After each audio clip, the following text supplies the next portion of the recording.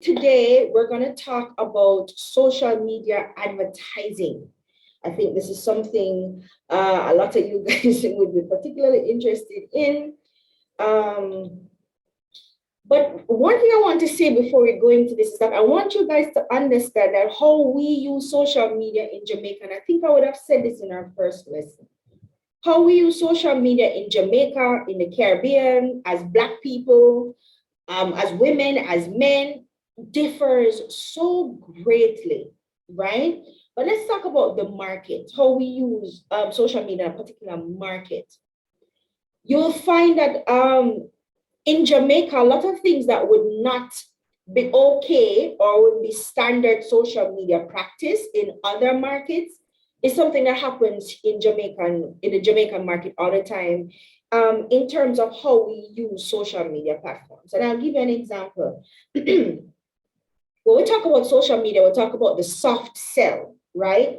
It is advertising. I remember earlier we were looking at what is meant by good content, and there was one cynical take that says content is really advertisement, being dressed up as editorial or being dressed up as, entertainment or whatever content. It's kind of the same. It's kind of the same thing with how we use social media platforms, or should be the way we use social media platforms, meaning it's called social for a reason. The intention is for you to get on there and communicate and find your interest groups and, build communities and all that together, because the more of that you do is the more money you actually make for the platform, because more persons will be on the platforms. They're staying on the platforms for longer because they're consuming this high volume of content, right? Which means that more ads can be put in front of you, which means bigger ad spend. That's kind of why it's free. It's free to view, but if you want to kind of make any real substantial growth on the platforms, it's not that free anymore. Let me just put it that way. But back to how Jamaicans use the platform. I've seen where you have some brands, businesses on social media that they don't post regularly. They only post when there's an event coming up, when they have a sale on something, or when it's some kind of sale thing happening, something that they need to pitch, something that they need to sell. That's really the only time that they post. And it's fine for the most part. People are okay with that. And that too is really dependent on the platform, to be fair. Let's take a brand like Quantum, or brands in Jamaica that are really retailers. You'll have retailers who are on social media platforms and all they post is the product and the price for the product. Some of them don't even go as far as to give you a general description of the product, what the product is, what the product does, product, price, yeah, right? That's pretty much how they operate on social media. And it's kind of the same thing with Quantum. There's not really much effort to sell it to you. It's like you should already know what this is. You come here to look for a particular product, see here, this is how much it costs, you can get it or not. That's not necessarily how retailers elsewhere use social media platform. Even big retail brands, they will still kind of do tutorials showing you how to use the product, the features of the product, that kind of thing. Make it more entertainment or educational instead of just sales. So the point I'm making is I find that a lot of Jamaican brands, we use social media as a sales platform, which it can be, except I don't think that's the best use of social media platforms for sale.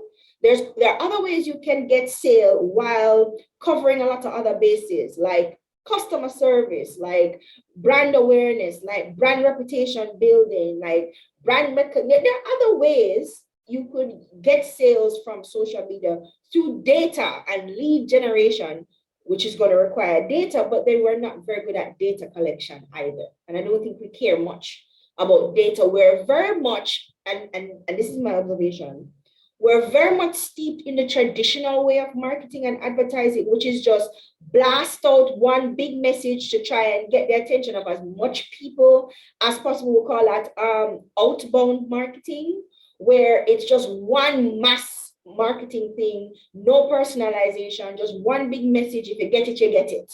Okay, we're there, we exist, this is what we do. You can patronize this or not. And we kind of have brought that same mentality over onto social media. And I think that's why a lot of us are not getting the kind of ROI, return on investment, that we want to get from social media. And it's because we're not investing in social media, one. And two, we're not investing in the right things on social media. And then three, we're not necessarily using the platform how the platforms are intended. And I try to stay away from intended, because you can have an intention behind a platform, but a user going to use it how a user want to use it, right? But for that user to get the best result from the platform, it makes sense for them to understand the platform, how the platform works, what are the features of the platform, and what is the best type of content, what's the best kind of strategy for that platform. And that's just a little opener for you guys, because I want you to understand that what I'm going to be talking about here is not necessarily the way we advertise in Jamaica, but probably should be. Okay, so that was just to preface that. So what you're seeing here is just what we call best practices or standard practices that work if you know how to implement, but it's also flexible enough where you can bring your own, to it. Pretty much, you can manipulate it the way you want to manipulate it for your brand. And one of the reasons I think that Jamaican brands can get away with not actually being social on social media is because Jamaicans, we don't necessarily use social media the way social media is intended either, you know? So there's that. All right, guys. So enough of that. That was just a little kind of, just bringing you into my thought process a little bit as somebody who is involved in the digital marketing space, the social media marketing space. Those are some of my observations. We're not getting the best out of social media because we're not necessarily using the platforms how they are intended to be used, how marketers are using them, and how businesses are using them.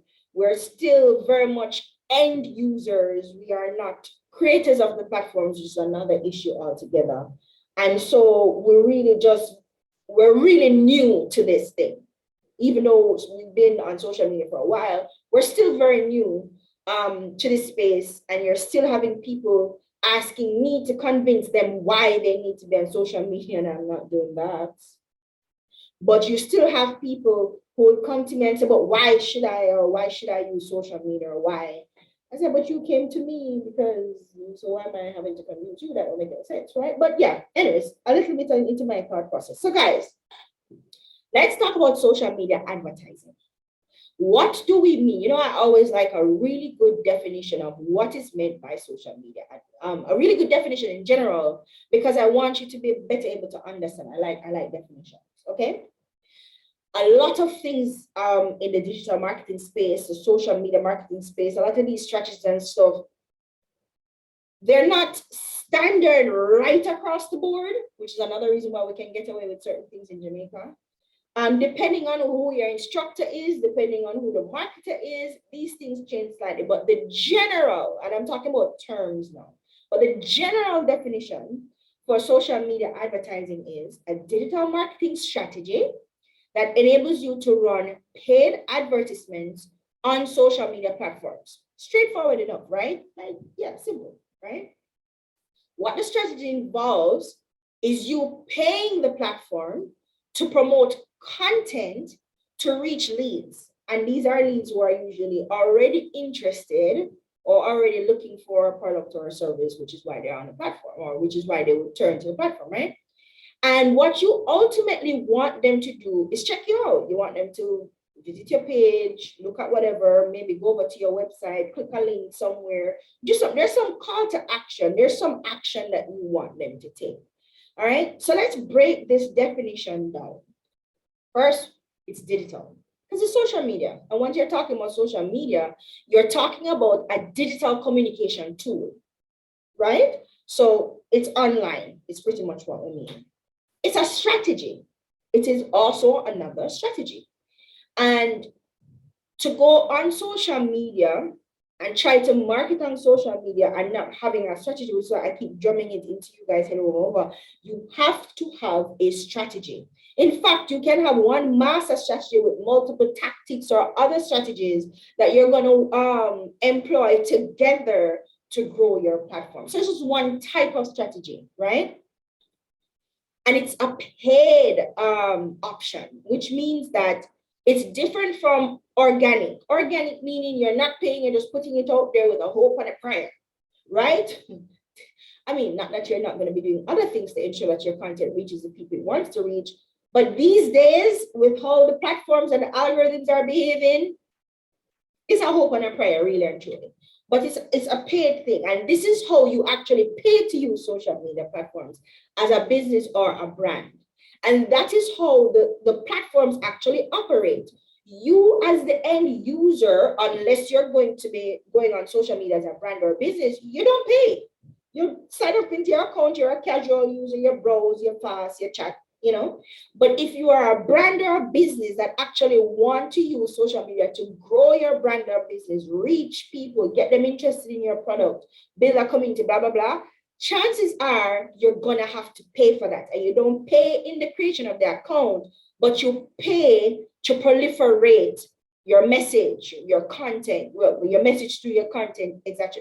That's what you're paying for. You're paying for views.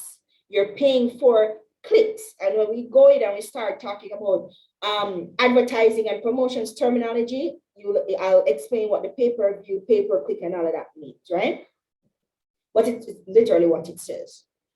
The next part of it is that it's content. You're promoting your content. Everything that really happens on social media platforms is content-based. It's heavily content-based. I mean, once you're talking about online, period, it's all content, right? So what you're literally doing is you're paying to advertise your content on a digital communication platform. Pretty much that is what it is. And you're trying to reach persons who would be interested in your product or service. And this is the difference between inbound marketing and outbound marketing. So remember earlier I said outbound marketing is you just pushing out one big message, is not personalized, is not speaking to any one group specifically, which is why a lot of you guys would have seen in your assignment where I would have said, everyone is not a target market. People is not a target market. Old people, young people, middle class, working class, those are not definable target markets, right? But when you're doing outbound marketing, you're not really defining a target market. You're just pushing it out. And if people see it and they're interested, great. You just want them to see it. That's really what you want. You want them to see it. You want them to know you exist. That's outbound marketing. But with inbound marketing, what you're wanting to do is put the information out there so that if somebody is interested, they will come and be able to find it. That's really what inbound marketing is.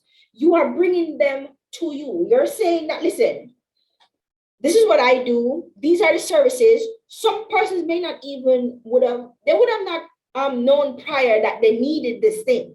They probably don't.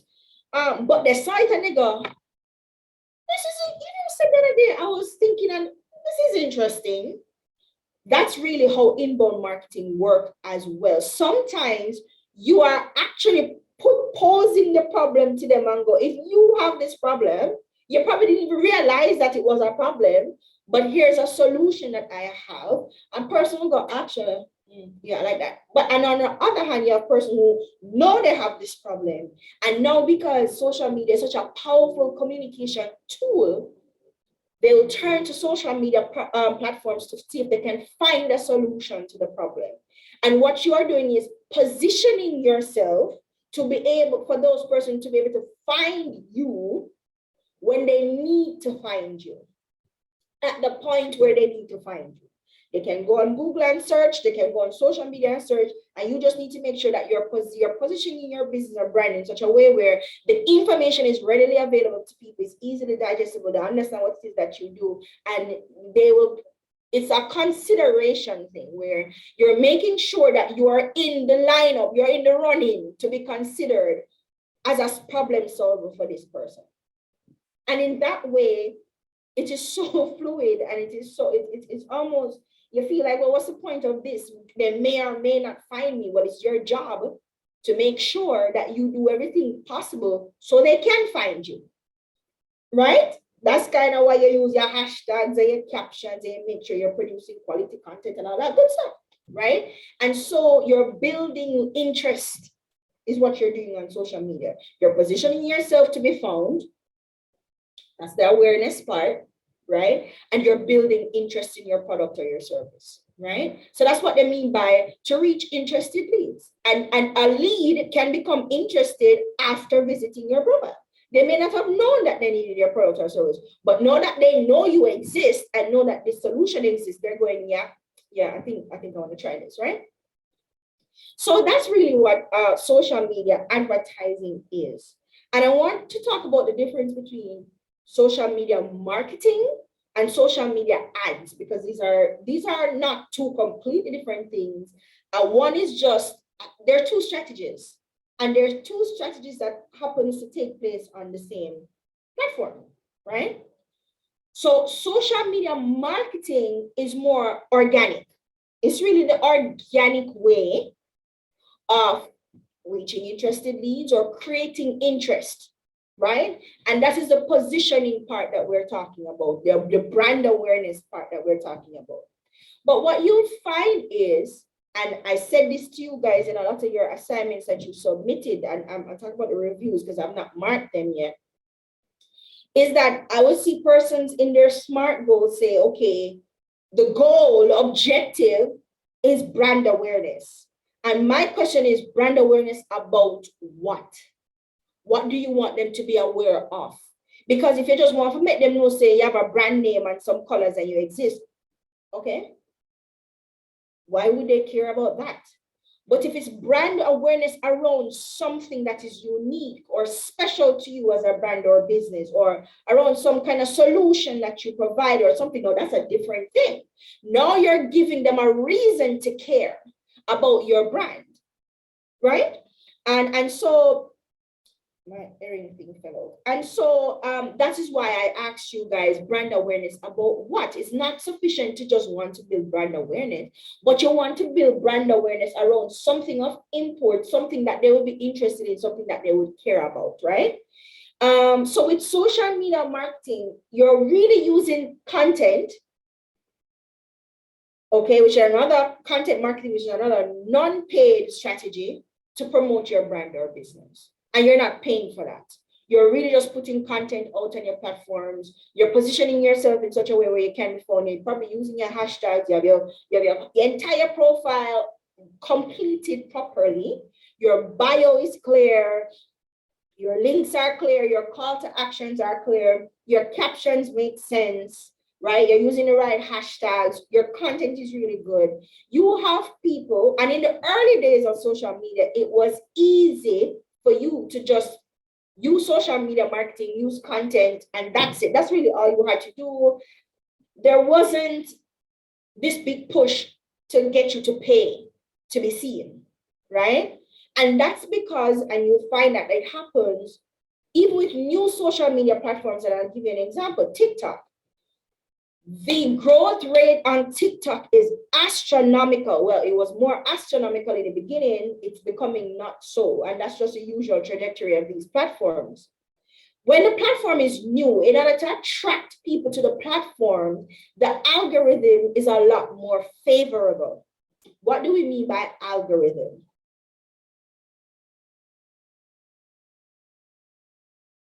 What I'm explaining here is that everybody, regardless of if you're a brand or just a casual user, you can upload, you can create a profile on social media. You can, I want to get this little talking box over there. You can upload your content to social media, use all the features, all of that. But everybody is on that kind of level playing field. But if you want to go a step above that and kind of give your platform a boost, you're going to have to pay for it. So that's what the promotions, the ads are. And let's just go to what social media ads are, right? Social media advertising refers to the various types of paid social media promotion strategies that enables you to better target an audience segment. So say there are 5 brands and all of you do skincare. All of you have your profiles and you're posting and you're building your community and all that. But if you want to accelerate the growth of your particular platform and you want more people to be able to find you easier, quicker, you want to target a very specific group of people, because if you're just posting content on your platform, it's not really it's targeting, because you're creating a particular type of content for a particular type of people. So if they just happen to come across it, they'll be interested because these are your target groups, your audience, right? But what social media platforms do, remember, these people are collecting a ton of data. They're collecting a lot of data, right? And they're able to make you be able to reach John Brown, Oliver St. Mary at this address were like cookies, right? The data that they collect, which is a ton because you have a lot of people signing up to these platforms, means that you can then get access to that data to target a very specific group of people. And that way you can do more things than if it was just organic. You can experience faster growth than if it was just organic, right? So that's really the difference between social media marketing. Social media marketing are strategies that you're going to be using on social media platforms to position yourself so people can find you, so people can, become aware of your brand, join your community, blah, blah, blah. Social media advertising is another strategy that you can use in addition to social media marketing, because remember, we said you're promoting content, which means that you would have already been doing social media marketing and content marketing. But what you're doing now is you're paying to push that content further so more people can see it, or so a specific group of persons can see it.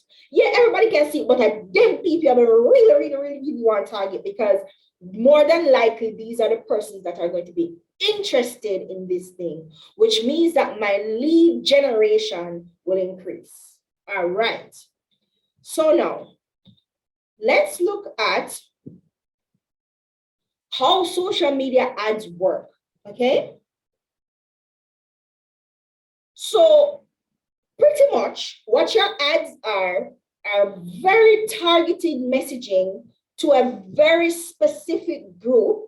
And ultimately, the goal is to get their attention and to get them to take a particular action, because they are more, we're going to talk about sales funnel, but they're further along in the funnel than any other regular person. Because why? They would have already been interested and probably already looking for what your product or service or business is, right? And so because they're more primed, they're more qualified not qualified, but they're more primed in terms of leads.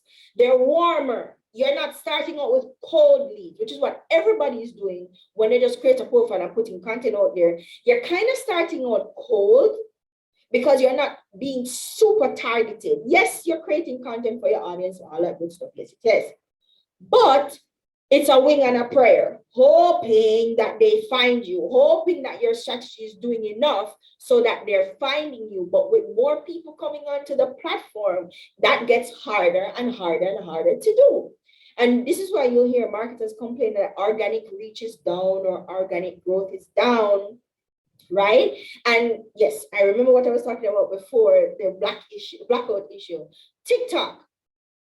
And this it relates right back to TikTok. When TikTok just started out, persons were migrating to TikTok because they were getting a lot. The algorithm was pushing. Your reach was really big. Why? Because they created the algorithm to do that, because they wanted more persons to come to our platform. So they're saying, listen, you can stay with Instagram and be stagnant because they're going to force you to pay for ads, or you can come here where our organic reach is popping. You'll find that that's not the case anymore on TikTok. At least it's not as organic growth is not as big as it was on TikTok. Why? Because now them have billions of people on the platform or millions of people on the platform. So they are already attracting people, and as their growth rate expands, this is where they hit you with the, oh, well, you want people to see you, you're gonna have to pay for that. The algorithm changed. And that's what happened with all platforms. Facebook was the same thing. Instagram was the same thing. All of them. When them just start out and them want you to come on, yeah, man, them get all the freeness. That's like, oh, everybody does marketing, right? All the freeness, all the nice, good stuff. It's one of them. Catch up. All right, now, so here's the deal. Algorithm change. Boom. Recently, the CEO of Instagram sent out a message on Twitter, which was very interesting, to say that, yes, we know that Instagram kind of started as a photo-based platform. If you remember how Instagram really started, it was about sharing like your high quality photo, which is why, Instagram has always been a very visual platform. Now, what he's saying is, yeah, but now we're really going into video. So now Instagram is kind of moving away from photo sharing to now video sharing, and it's a direct competition to YouTube, which is why they had IGTV competing with YouTube. It's Meta. Meta as in formerly Facebook. That is how they're competing in the marketplace now, right? Because they realize that video marketing, which is the same as content marketing just with video marketing is high yielding. A lot of persons are more interested in watching a video than looking at a picture, right? Or should I say that? Well, yeah, I guess videos are more interesting, as long as they're short, because, attention span on social media is short. But video marketing is the hype right now, along with, coming on stream audio-based marketing like Twitter Spaces, etc. But I think Instagram realized that and realized that a lot of people on their platforms were posting mostly video-based content anyway. You'll find that the platforms with the highest growth in terms of engagement rates, followers, blah, blah, blah, they're very video-based. The content is video-based. And so he came out and he said it, and persons were so upset. How could he? I said, did he say anything that y'all didn't already know? Most people use videos on this platform anyway. But now what they're saying is that this is going to be our focus, and the algorithm is going to change to accommodate that new direction, which means now that the competition is going to be even greater in the social media advertising space, right? Because it's going to become more expensive for you to push your video-based content. I think that's really where they're going. That's the subliminal messaging behind all that. But back on track. So social media ads, a successful social media ad, and this is regardless of the platform, has 5 main components. And let's look at what those 5 main components are. A defined objective. You have to have a defined objective. You must know the reason why you are going to promote this piece of content over another piece of content, or this thing over another thing, right? Because remember, you are already doing marketing on social media. What it is now is that you're just gonna pay to promote certain things on your platform, or promote a certain thing or whatever, right? So why though? Why are you promoting this? Why are you paying to promote this? What's the objective? What are you trying to do here? Okay. Secondly, you have to know who you're targeting with ads. And later on, I'm actually going to go through the different platforms and show you how the ads work on their platform, and you understand what I mean by specific target audience. And I'll tell you this from now, nobody does advertising like Facebook.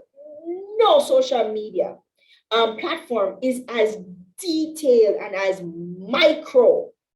nano as Facebook. Facebook has the market locked when it comes to social media advertising and how they do it, and everybody's just really emulating at this point, right? And we'll look at that. So you have to know who you're targeting specifically, yeah? The messaging has to be personalized. It's not outbound marketing. It is still inbound marketing, even though you're paying to promote it. You're still putting the information out there for people to be able to find you.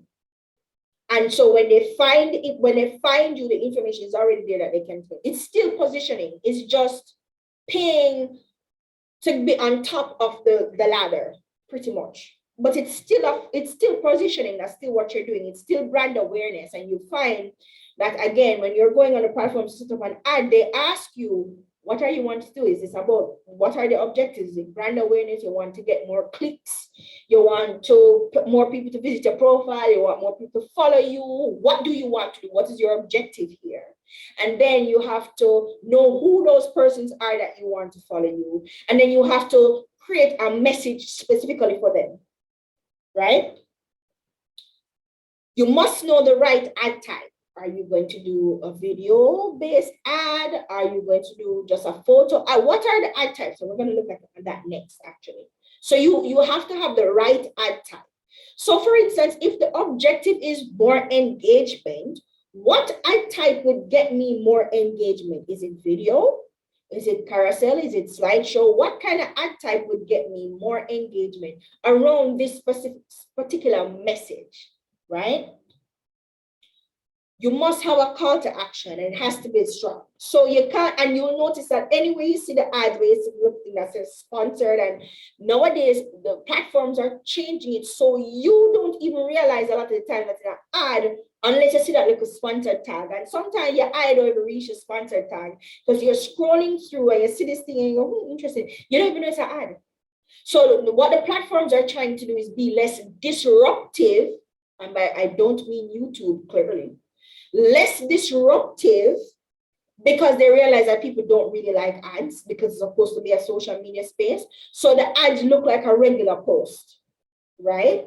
But you'll know it's an ad because there's a sponsor thing, and then on the bottom you say something that says book now or shop now or learn more or click link, right? That's the CTA, that's the call to action. That's what this person who's running this ad wants you to do after you see this. Yeah, and it has to be a strong CTA. The biggest thing, and I said 5, and I'm already at 6. So clearly, I added more. You must be on the right channel.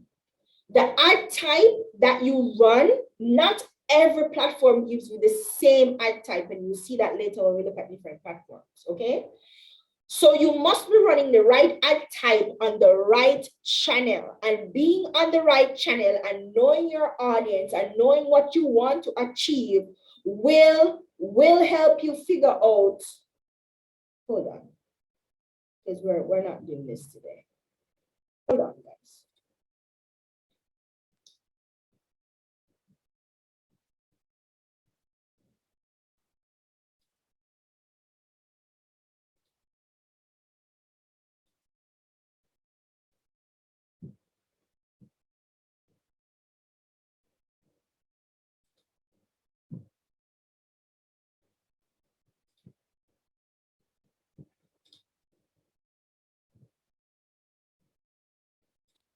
All right, guys. So I had to, I don't know if that was an accident or whatever, but there was an annotation on the screen. We're not going over that again today.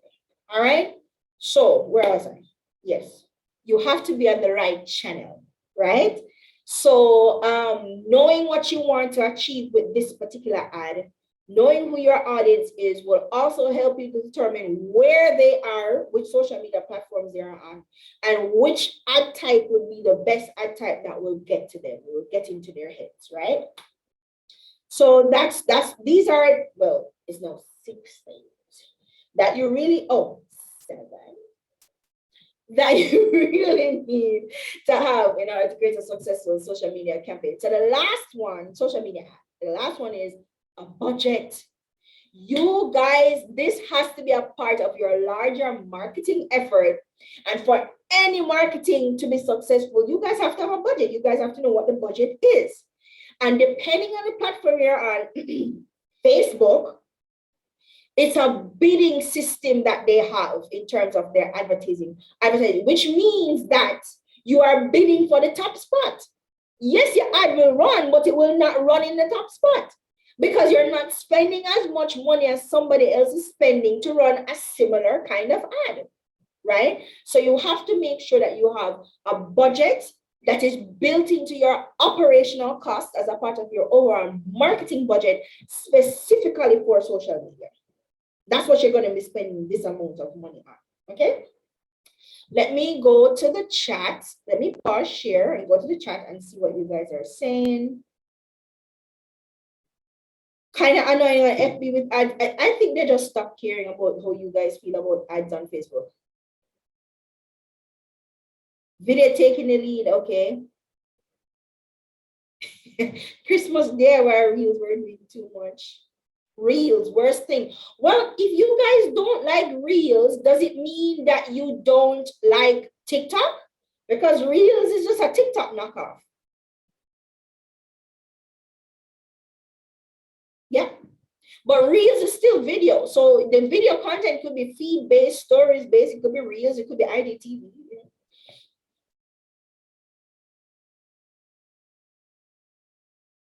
It is TikTok, it's a TikTok knockoff. It's a direct competition for TikTokers and what's happening now. And this is why, let me resume sharing. This is why I think TikTok is genius. TikTok knows that they're the underdog in the market. They know that they're the small fry in the market. They know, and this is what TikTok knows that a lot of us clearly don't, I either don't know, don't want to know, don't care to. Facebook is not going nowhere. You cannot kill Facebook. Congress has tried. Facebook is not going to go anywhere. Facebook is just going to get more prolific. Facebook pretty much has a social media game locked between WhatsApp, Facebook, and Instagram. They've pretty much got it locked. So what TikTok decided they were going to do is, we're not going to run direct competition with Facebook. No, we're not going to take them on head on. We're not doing that. This is what we're going to do. We're going to make sure that the content on our platform can be shared to every single other social media platform like this. Easy peasy peasy. You know, if you don't know, they can just share it directly. So if you're a TikToker, and you'll find that when you look at the reels, you'll see the TikTok logo there. That is brilliant marketing, if you ask me. Because what TikTok allows you to do is share your video that you made on TikTok directly to your Instagram reels, directly to your Instagram stories, directly to your IGTV, directly to your feed, which means that you're going to see the TikTok logo everywhere. Because why would I reinvent the wheel if I create a short for TikTok and it's the same length and can be shared on reels? Why wouldn't I just do that? So now you'll find Instagram profiles that are really just TikToks. Genius. That's absolute genius. That is absolute genius. And I think that is why TikTok is growing. So the growth has dropped, yes, but it's still steady. It's still steady. Because what TikTok has done is turn their platform into a tool. It's a tool. I can create videos on TikTok and share them everywhere. Lessens my work as a content creator. I can even create videos on TikTok without sharing them to TikTok, download it and share it elsewhere. They've turned their platform into a tool, a useful tool, a growth tool. And I think that is exceedingly smart. All right, guys. So yes. All right, now. So the next thing we're going to be looking at is types of social media ads, right? So social media ad types is what we call it, is also referred to as your creatives. So it's a combination of the copy, which is the text, that caption, that's what we mean by the copy, the visuals, so is it going to be images, GIFs, videos, even audio, and also your audience segment, all of that is included in what we call the creatives. The ad creative. It's all the things that are coming together to create the ad, hence creatives, right? But for this, we're really only focusing on the format, okay? So let's look now. So depending on the channel, the format will change, because as I said earlier, not all channels are equal, meaning not all channels give you the same opportunity to run all the types of ads, right? The bigger ones, most of them do, but not all of them all right? And some channels have very unique ads, like Twitter. You'll find that Twitter ads are a little bit different and so on and so forth. I'll go through it in a minute. But let's look at the more popular ad types. Photo ads. So these are static images, usually featuring a single, static ads, usually featuring a single image, very high quality, depending on the advertising, because I've seen some really terrible photo ads, with a longer, more engaging copy. So the image is supposed to tell you something in one look, I guess. But then the copy, you'll probably use the copy to better explain what the person is looking at in the image. So the copy tends to be a little bit longer, even though the platforms will limit how much words you can actually have in the copy. Facebook. And usually sometimes you will have text on the image, although again, Facebook limits how much text you can actually have on an image. Yes, they can tell if your photo has a lot of text on it or if it has text on it. And then when you're trying to run the ad, they will tell you that you cannot run it because there's too much text on your photo. They can tell, right? So let's look at an example. Now, this is a course from, I think her name is Dot Long. And this is Domestica. Now, Domestica will kill you with ads. Domestica is, what do you call it? It's an on-demand learning platform, and they mostly focus on digital courses, digital marketing, social media marketing, digital photography, that kind of thing, right? Dot Long is actually, how Dot Long became popular is that she had a platform and she was talking about digital marketing. So she's a marketer. And she got very popular thanks to Instagram and Facebook. And now she does a lot of workshops with Domestica. Domestica is not different from Skillshare or Udemy or whatever. It's just they have a very particular focus, and it tends to be more social media based, kind of. So there's this ad. Notice it's just one photo, and there's text on the photo, but it's not a lot of text. Because as I said, Facebook really limits how, and this is a Facebook ad, by the way, they limit how much text you can actually have on the photo itself, right? And you'll see too that they decided not to really go with the longer copy. Their copy tends to be very short. Domestica is a strategy I've noticed with them. They keep their copy very short. I guess what they're saying is that this is somebody most people would already know. It kind of speaks for itself. And they tell you exactly what the course is: personal branding strategy for social media. What word do they need to tell you? What they're forcing you to do pretty much is learn more. You see that learn more button? You see that learn more button right here? That's them forcing you to click the link if you want to find out what this is. So you sit that long and go, oh, that long is great. And then you see what the name of the course is and you go, I may be interested in that. You click the link. Yeah? All right, so that's photo ads. Let's look at video ads. What are video ads? Now, video ads are 15 to 60 seconds, although again, Facebook kind of put a hard limit on how long your video ads can be. And they're attention grabbing usually, focused around a single product or service with a very simplified message for quicker or more instant impact, usually, right? And by quicker, simplified message means they're not going to read to you an epilogue of why they're so great. It's usually in the video. You can pick up from the video what this thing is and why this is so great or fantastic, right? Let's look at it. Now, this is Domestica again. This is Domestica, right? Can I finish?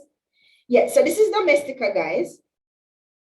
And this is a video. So same Facebook, these two ads, I came across the photo one first, and then a couple posts later, I came across this, and a couple posts later, I came across another one. Domestica is prolific, okay? So this is a video ad from Domestica. Notice it's 17 seconds long. It's very short. And what Domestika does with their video ads is a mini tutorial, or not even a tutorial. It's a mini look at who they usually focus on who the tutor is or the instructor, and they show you the instructor doing the thing that they're going to teach you how to do.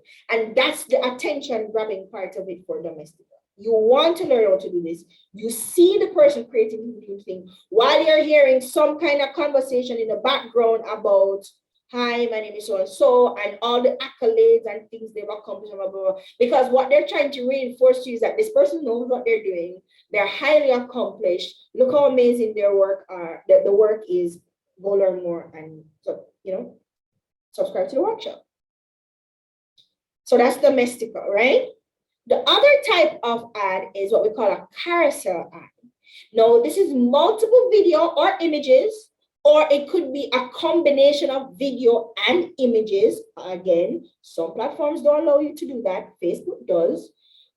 In one ad set, meaning one ad, allowing you to give your audience more visual information about a product or service. And I think it's best to just show you. Now, here's one from AdWorld. Now, these people are also very prolific because they put on so many different events like this specifically, and they have a very specific formula in how they go about putting on these events, but that's for another workshop. All right. So now what you find here is that they have multiple GIFs. Now, these are not videos, these are GIFs. GIFs show up on social media as a video. Depending on the platform, it will show up as a video. But these are really GIFs. And what it is they put us, so they're having a conference, AdWorld conference, on largest advertising event.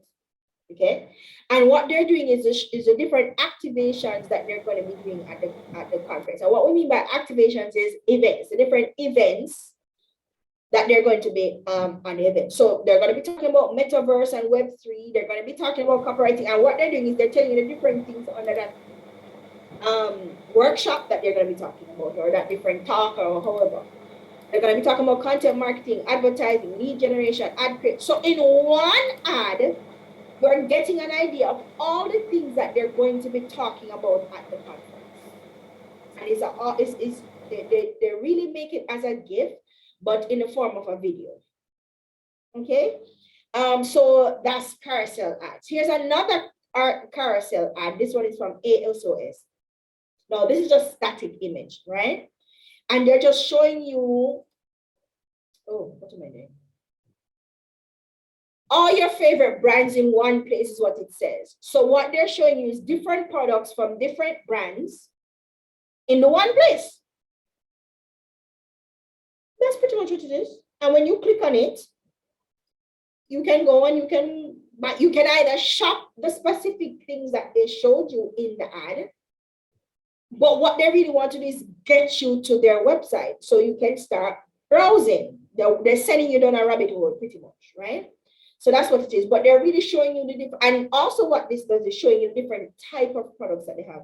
So they move from pants to tops to shoes to slippers to skincare products, blah, blah, blah. So what they're telling you is that we have a variety of stuff. Come and check us out, yeah? The other form of ads is stories ads. So these are, it can be image or video ads displayed as stories or in your stories. It can be vertical, which for a less disruptive experience. You guys will be swiping, if you're on Instagram and you're swiping through your stories, sometimes you don't realize that you're looking at an ad until you're going, who this? Because you don't know what brand this is, and then you see that little sponsored thing up the top. And I think stories ads are probably the lesser of, in terms of disruption, it's less disruptive than all the other ads, especially if you're doing it in that vertical format where it actually does look like a story. Yeah. Or it could be just a regular ad that you decided to use as a story placement. We're going to talk about that when we look at ads. Especially on Facebook. Facebook asks you, where do you want this ad to show? So they can either do it automatically where they place the ad where they think the ad is best, or you can manually do ad placement And that's what I mean by here. So let's just quickly run through, and this was on Instagram, no? Let's quickly run through some of these story ads on Instagram. So this is a video one. I remember you only have 20 seconds on the story. So this is literally a 20-second ad, right? You click the link and it takes you to the website. Yeah. This is another one that was just a static ad. This again is a static ad, but they've done two. And the second one is the one that gives you information, more information. This is a video ad from UCC. Now, what you notice about this ad is not in the vertical format. So what this to me is like a regular ad that they probably run on Facebook, and they just chose Instagram story placement. And when you do that, or it could have been an ad meant for stories, and what Facebook will allow you to do is add this little text here or text here. But this could also have been the caption that they put in that Facebook ad, the caption, and this is the CTA that is also in that Facebook ad. There's also a part of the caption in the Facebook ad, and Facebook converts that to story. Okay, so it may have been a story ad. I doubt it that it would have been done in this format in terms of sizing, if it was meant to be a story ad only. But what I think this is that this was a post, a video ad that they created as a post, and then they did the placement for story. So this is kind of how you know which ad is meant for story, because notice the difference between this one and the one from Bluehost earlier, where it was in that vertical format. Clearly that was meant to be a story ad. But I also found that same Bluehost ad on their page. So what Bluehost did was they optimized. So they created an ad for feed with the formatting, so it blends in better when you're scrolling through your news feed. And then they created a story size of the exact same ad. It's the exact same ad, so it blends in better with your stories. That's optimization. It's less disruptive, and you're not going to go, oh my God, and click off, or you're less likely to do that, because it's in the right format and it blends in better. That's optimization. And I think that's probably the best approach. Do it. It's the more work, but probably the best approach. All right, so here's another ad. This is kind of a hybrid, because they have a GIF going on here, and then they have a video here, and then they have text. So you have several different formats in here. And you can, again, click through. Again, I think this was actually also a feed ad that they placed in stories as well. All right. And so that's the different types of ad, guys. You have another one called slideshow, but honestly, I really couldn't figure out what the difference between slideshow and carousel is. So I just decided to leave that alone and not bug you guys down with that, because more than likely you'll probably be doing a carousel ad if you're doing that ad format. So I just left that one. All right, guys. So now let's look at the benefits of, before I look at the benefits of social media advertising, I want to actually, let me pause and go through the comments. Oh, I'm sorry, Trisha. Yes, you see, you click not even realizing it's an ad in the stories. If you ignore the ad, then more than likely you're just not their audience. When you see something you're interested in, Vanessa, you take action. Yeah, I mean, again, it's positioning. Sometimes people don't know that they want that product or service, or that product or service exists, or that product or service is in the market, their market, and then they'll see it and they go, oh, great, this is good stuff. I want this, and they'll click on it. You have to realize too that people are extremely impulsive and emotional. And because they're extremely impulsive and emotional, it's almost as if, let me tell you what this is akin to.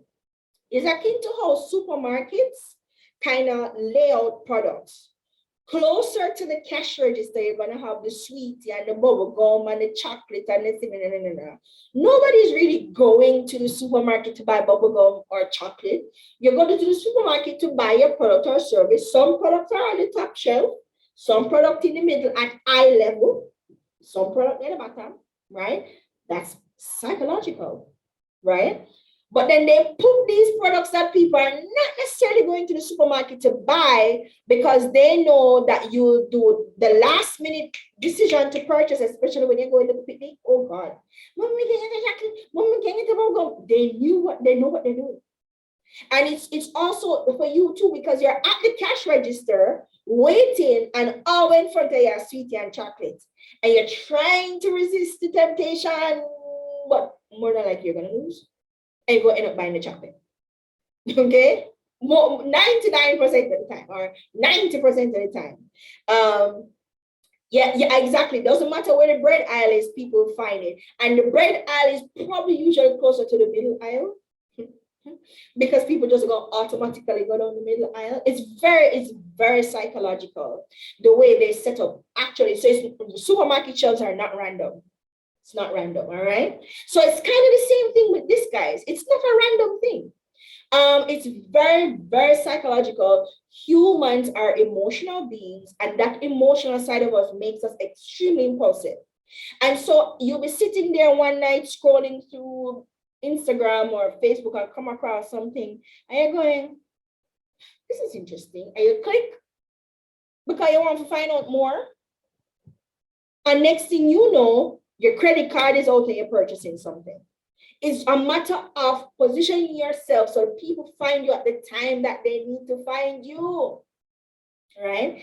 And this is why, this whole thing about a sales funnel, a sale being linear and it's step 1, step 2, step 3. Nobody operates in that way. People will circle your brand or business 4 or 5 times before they decide to buy from you. In fact, there's a theory that says it takes 7 people seeing you at least 7 times for that brand awareness thing and the brand connection to stick in their head.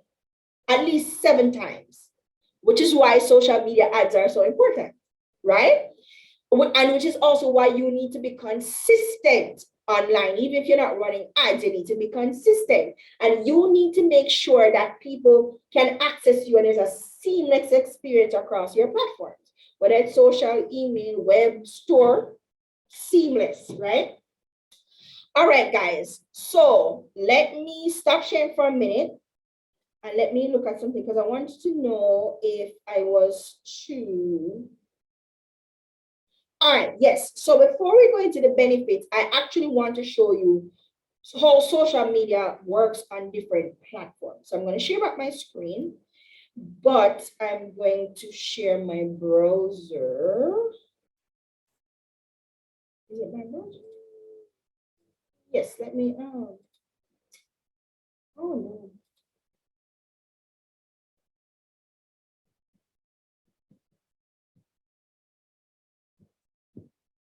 All right, guys. In the meantime, I'm opening up, I'm going to open up all the, I'm going to open up all the platforms and go to the ad section so I can show you how it works. We're going to look at Twitter, Facebook, and Instagram, and LinkedIn. Okay. So let me log into all of this, go to the right pages so we can start because I want to finish at 12 so we can go into some stuff. All right. All right, guys, let me share back my screen now.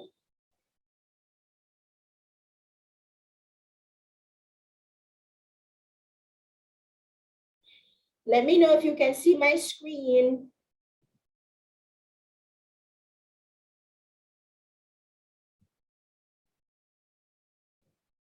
Yes, seeing it. Okay, great. All right, guys. So this is typically what page on Facebook is. And you know that your page is different from your profile. Your profile is personal, for casual use, blah, blah, blah. A page is usually for a business, a brand, business or a brand, right? Could be an organization, whatever, business or a brand, right? So this is what the new Facebook pages are. And I keep saying that because every time you log into Facebook, them change something. So currently, this is the current disposition. All right. Now, For you to run ads, it can be as simple as you go into your post and you click boost post. Now, boost post is not a full ad. What you're really paying to do is push this post, push it to your audience. You're pushing it to your audience. You're making sure that more people in your audience can see. That's why you boost it, right? So that's boosted post. But what I actually want to show you is, let me go back. I want to show you the ad center. So to get to the ad center now, you have to click on where it says business suite or suite, however you want to pronounce it. And then you click on business apps. And it takes you to this interface. Yes, everybody can see. Okay, great. It takes you to this interface, guys. Let me hide my controls. Right.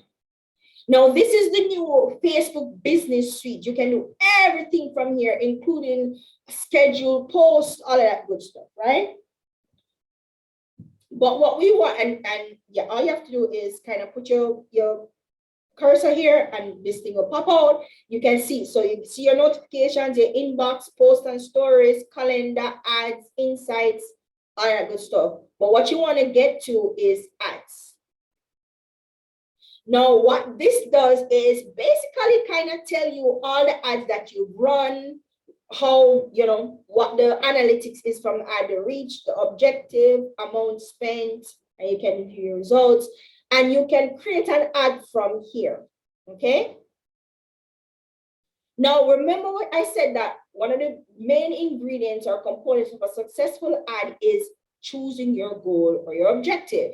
Now, this is what Facebook does. You can automate your ads where Facebook will over time post ads for you. So sometimes if you have a business page on Facebook, you'll notice that you post something and then Facebook will show you how an ad could look from the post that you made, right? That's a part of the automatic ads, right? So basically, if you turn this on, Facebook will kind of select that your ad for you, kind of like that kind of situation. It's a little bit more detailed than that, guys, but this is only an introductory course, right? Another goal is get more website visits. You can boost a post. You can promote your page, get more WhatsApp messages, whatever. So if you click on choose a goal, you'll find that there's more. Get more messages, get more leads. You can get more clicks, website, whatever, right? You can also boost existing content on Facebook or Instagram. But remember now, you'll have to have already connected your Instagram and your Facebook. And of course, Facebook create a whole convoluted way of doing that. No, all you have to do is just link it. No, there's a center, something, business center. You have to connect in business. Crazy.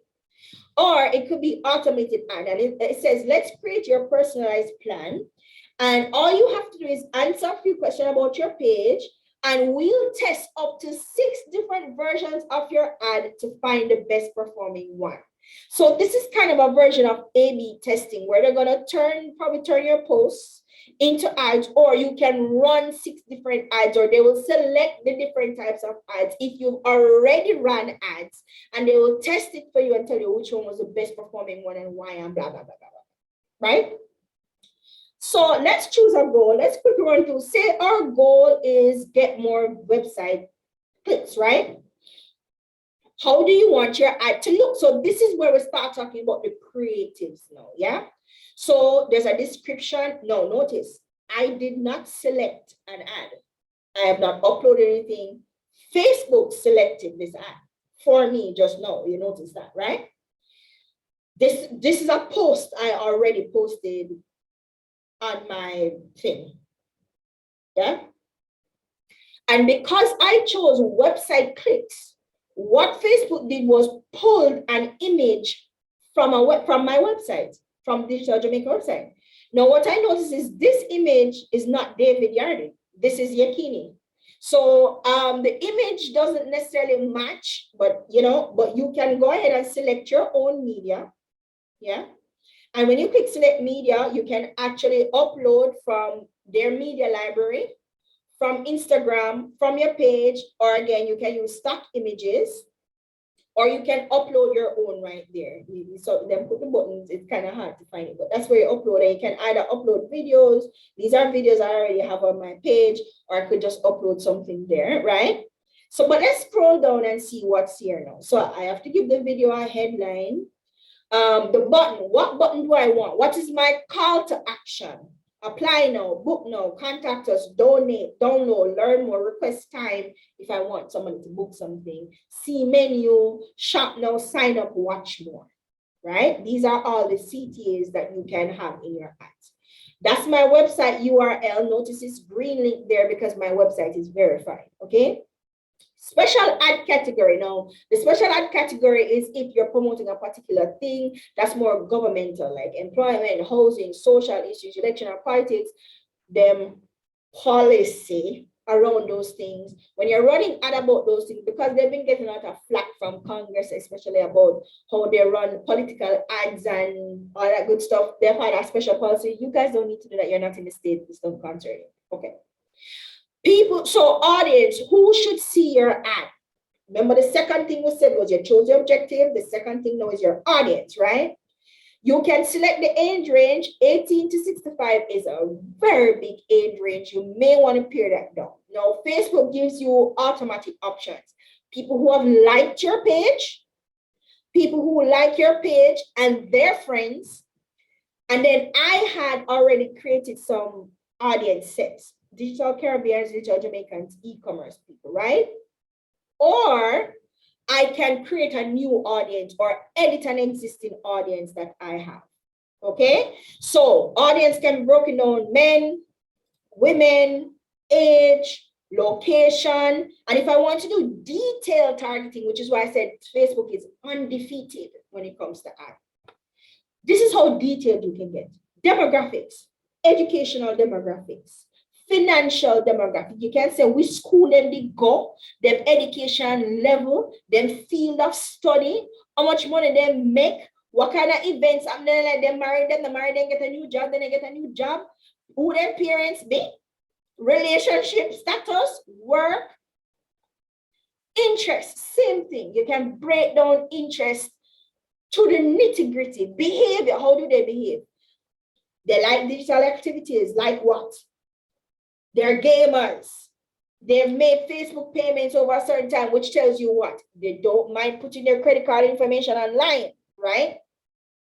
Or storing their credit card information online. People who have visited Facebook gaming, small business owner, people who have watched a rewarded video in the last 30 days, guys. You don't get more detail than this in any ad. I even ad on TV can't give you this much details. Ads on radio, TV cannot give you this much details, but Facebook know your mama and your mama's mama and your mama's mama's mama. Facebook know all your information. So they can afford to give you more data to work with to create more specific ads, which means that is going to be more expensive and that your ad is not going to be very successful if your bid is not high. Let's go now to look at schedule and duration. That's pretty straightforward. How long you want the ad to run from. You get start date and end date, and even end time, daily budget. Now, this is where the bidding part actually comes in, guys. So it's the maximum amount of money you want to spend each day, but depending on how much money you spend, I want you to notice something. Look at estimated daily results right here. Now, this is $5. With $5, I can reach between 2,500 to 7,000 people and get up to 259 clicks. Watch what happens when I move the amount of money up. $500. Notice here, so now the estimated daily results change. In a nutshell, that's what the bidding system is. If you want to reach more people, which means you're pushing to get at the top of the chain, or the top of the ad ladder, because guaranteed you're not the only person targeting this audience. Guaranteed you're not the only one with this product or service. Guaranteed that you're not the only one trying to reach people at a particular time in the funnel or a particular stage in the funnel. Facebook is saying, all right, we can get you there. You're just going to have to pay for it. And notice it stops at $500. But if you click here, so you can put in $2,000. And look what happens when you do that. It changes, okay? This is, in a nutshell, what the bidding system is. You're bidding to make sure that your ad reaches first and reaches the right people, because Facebook will tell you that we can't guarantee, but if you pay us more, then we can better guarantee. It's that kind of thing. So this is where the placements come in, guys. You can tell Facebook where you want to put the image, right? Or put the ad, sorry. It could be on Facebook, Instagram, or Messenger. Now, if you're running a Facebook ad, it's going to automatically think Facebook, but you don't have to put on Messenger if you don't want to, and you don't have to put on Instagram if you don't want to. You can decide, okay? Now, Pixel, Facebook has a tracker called Facebook Pixel. And what this does is a web tracker. You can embed it. You can put it into the header of your website. Don't ask what that is. It's very technical. Don't worry about it. You put it on your website, and Facebook can tell you how many people went from Facebook to your website without even an app. It will just tell you how many people go from your Facebook page to your website. And it's a valuable tool, except Google Analytics already do that. So, but it's specific to Facebook, especially if your audience is specifically on Facebook. All right, guys. So this is kind of what a Facebook ad look like. And of course, with Facebook ad, there are different ad accounts that you would have to set up first and get approved before you can run a Facebook ad. So this is an ad, but I also want to introduce you guys. I want to show you guys the Facebook Ads Manager. Now, with the Facebook Ads Manager, you can go from creating just a simple ad to creating a campaign. Now, a campaign is a more sustained kind of effort. With an ad, it's probably just a one-off ad. But with a campaign, it's probably over a longer period of time too, and it's a more sustained effort around probably several things. Probably not the best way to explain a campaign, but right? It's the same kind of deal where you choose your campaign objective, brand awareness, reach, traffic engagement, app, video views, blah, blah, blah, blah, blah, blah, right? So let's say we want to choose brand awareness, since most of you guys chose brand awareness as your objective. In the assignment, let's do brand awareness. Now, when you continue, this is where, if you thought the ads were detailed, this is where it gets crazy detailed, okay? So again, with the special ad categories, it could be ads for credit card, ads for employment, housing, blah, blah, blah. Ignore that. It doesn't relate to us. We're not Americans. This is where the auction type comes in. So it's either, well, with campaigns, it's really only one type, which is auction. Brand awareness, campaign objective. A/B testing is where, that's what Domesticals do. Notice Domestica ran one static image ad and one video ad, and then they have another style of ad. They have a carousel ad. And what they're doing is they're testing to see which one of these ad types, that's a part of what they're testing for, is going to be more successful. That's the A/B testing right here. You can actually test different images, ad text, audience, and more to see which one performs best. That's what Domestica does all the time, right? Campaign budget. You can set the campaign budget here, or it can be automatic. Again, it's the same thing. The lifetime, you can have a lifetime budget. This is for like big companies and big brands. And you can show your bid strategy. Lowest cost. Well, you can't, but if you have a $5 there, then it automatically selects lowest cost. It's a thing. Run ads all the time. You can change your scheduling. But what happens if I move to brand set? No, this is even more now. Brand awareness ad set. Optimization and delivery. Cost and control. Budget. This is where you get to create the audience. It's the same thing, the same kind of audience detailing, and you can save the audience. And this is where you can choose automatic placements or manual placements and all that. And what the information you put over here will change what happens over here. Same thing with, and this is where you get to the more nitty-gritty now. What it's going to look like on Facebook, what it's going to look like on Instagram, and they show you what it's going to look like in the feed, what's it going to look like in the stories. But I want to go back to this because I want to show you guys that when it comes to placements, if you click on manual placements, look here now, it tells you everywhere it can show up. So in the feed, Facebook newsfeed, Instagram newsfeed, Facebook marketplace, Facebook video feeds, Instagram Explorer. That's how you get your stuff on the Explore page. All right. Stories, in-stream, reels, blah, blah, blah. All the different places your ads could show up here. But if you click automatic, Facebook will decide for you, right? Coming back to here now, this is kind of finishing up, you know, how it want to look, what you want to say, that kind of thing, offline, online, all that good stuff. Just to give you guys an idea of how absolutely detailed Facebook is and how detailed you can get, whether you're running a campaign or an ad or you're just boosting ad. So that's Facebook, guys.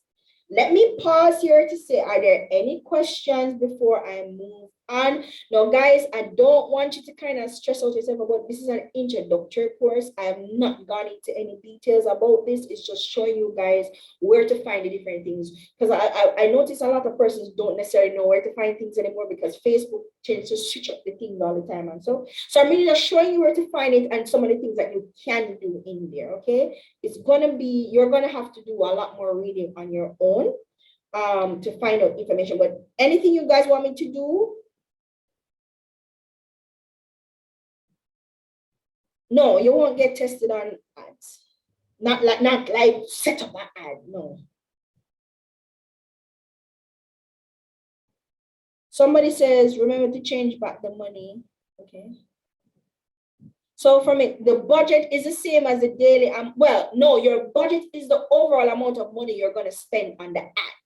The daily amount is the daily amount. So say, for instance, you want to spend $500 to run an ad for 2 weeks. How much money do you want to spend per day out of that $500? So the $500 is the overall budget, but then you have a daily amount of money that you want to spend over a particular time for the 2 weeks. That's the difference. Yes, 10J, but that's not for this class though. Verify, just complete if you mean with the website link also, you just need to complete setting up your page. Complete setting up your page, put in your URL, they're gonna send you an email to confirm your information. That's it, there's no special verification. Unless you mean verify with the blue tick. Verification with blue tick, I've noticed on Facebook and Instagram, and even most platforms, you have to have over a certain amount of followers and a certain level of engagement and a certain level of popularity. That's really what that is. But technically, anybody can apply for the blue tick, but it's really popularity based. Being popular. All right, guys, but do you have anything you want me to go over with Facebook ads or Facebook campaigns? That's where we are. If not, then let me move on to Twitter. You guys kind of have a bit general understanding of how this thing works? Okay, great. So the person was asking me what's the difference between the ads. Michelle, are you good now? Did that clear it up for you? Michelle McDonald? Let me know so I can move on. Michelle? Michelle gone?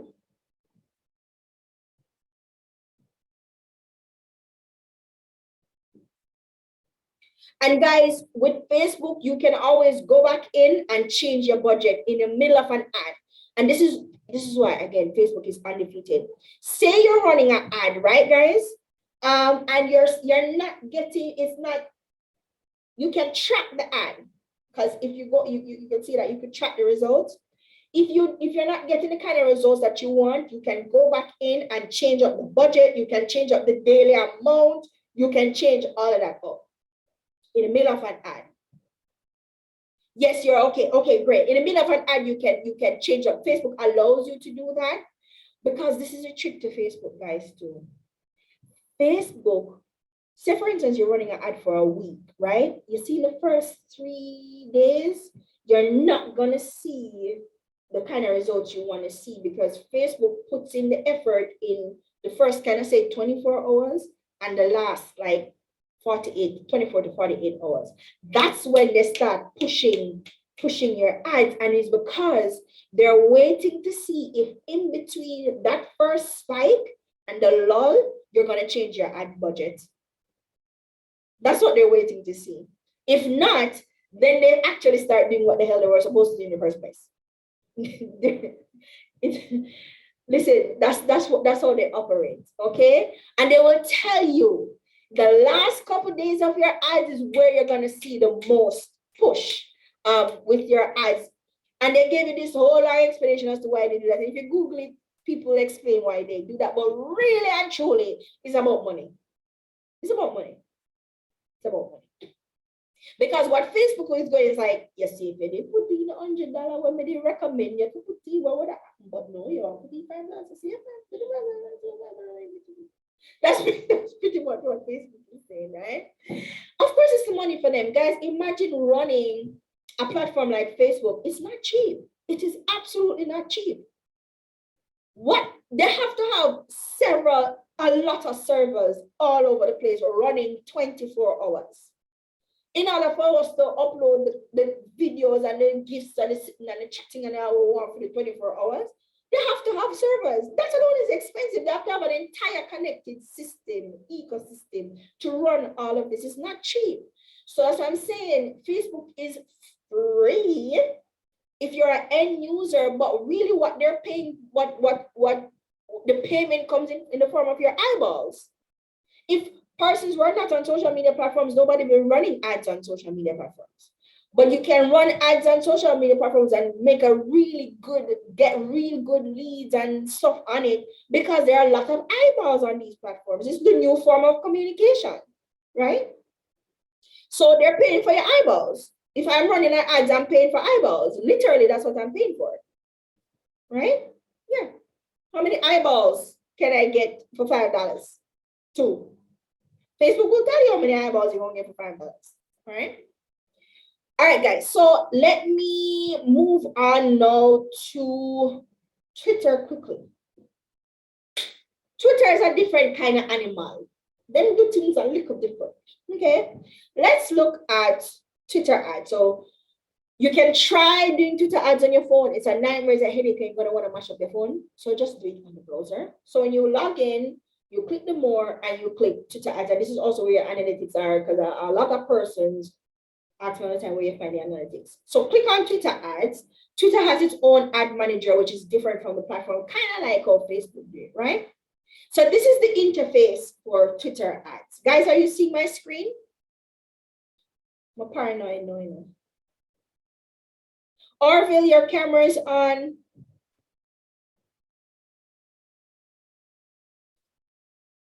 All right, everybody see my screen. Okay, great. I'm not paranoid that you guys are seeing my screen. There's no black spots. There's nothing going on. All right. So this is clearly we have not run. I think we ran one ad and we didn't even spend any money because it didn't work. We were just testing. All right, so this is what the ad interface looks like. Again, you'll find out and start with objectives. So let's look at campaigns. Let's create a campaign. Same thing as Facebook, right? What is your objective? Every platform will ask you what is the objective. What's the audience? What's the ad type that you want to run? That's where you get to upload your video, your image. What is the call to action? All of the ingredients, right? So say you want. The difference is with Facebook, you can have an awareness and you are kind of, so guys, you notice, you see where it says awareness, consideration, and conversion.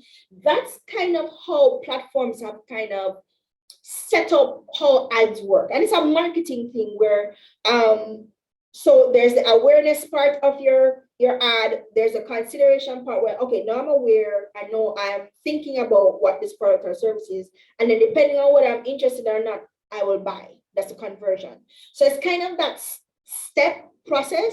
And sometimes you'll see persons run 3 different types of ad: an awareness ad, a consideration ad, and a conversion ad. And sometimes it's the same thing they're marketing, but they're doing it in 3 different ways. The first way is to create awareness. The second way is giving. So the first one could be going back to that domestica one, where it's just an image, you're telling you what the program is. Then the consideration ad is probably a video giving you a little bit more information to help you make a decision.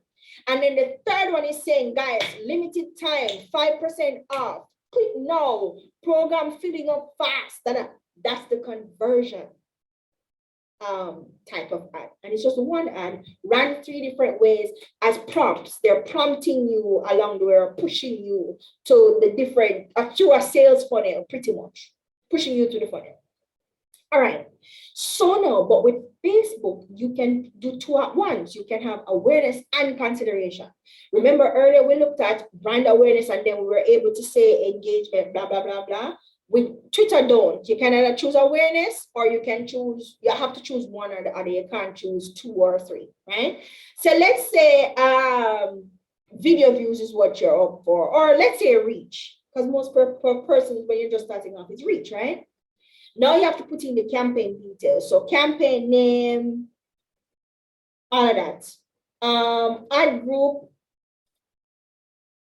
name of group, how you're going to deliver it, your budget, total ad budget, time, max reach, bid strategy, auto bid, and this is the same kind of bid strategy. Well, it's the same bidding system kind of Facebook use, but Facebook is way more sophisticated. But with this now, you can automatically maximize your results at the lowest price. That's what they keep telling people. But really and truly, if you're not paying a ton of money, no. Or you can do a target cost where you can set the amount that you want. They give you bid suggestions, and they will tell you what is the average cost per impressions. Now, I'm glad this came up, because Twitter is about impressions. Whereas with Facebook is you can do the per click, you can do the per view, but you can even do per impressions on Facebook. Twitter is really predominantly about impressions. If you have high impressions on Twitter, you're doing the damn thing, right? So it's really by impression. And this is how you get charged for your ads on Twitter. It's by impression, right? All right. Automatically automate, set custom demographics. And this is where the demographics come in. Women, men, again, all platforms ask you that question. Country, you can select the country, you can select more than one. Location, language, you can even select for language, which means that your ad is going to show up in the particular language, right? Operating system. Now, this is where I think Twitter is have a little bit more things than Facebook, because Facebook don't ask you about operating system, right? So iOS, Android, other mobile, desktop. But let me tell you why Twitter asks for operating systems. A lot of persons who run ads on Twitter are running ads about apps. And if we go back, let's just go back quickly and let me show you something. App re-engagement, app installs, website click.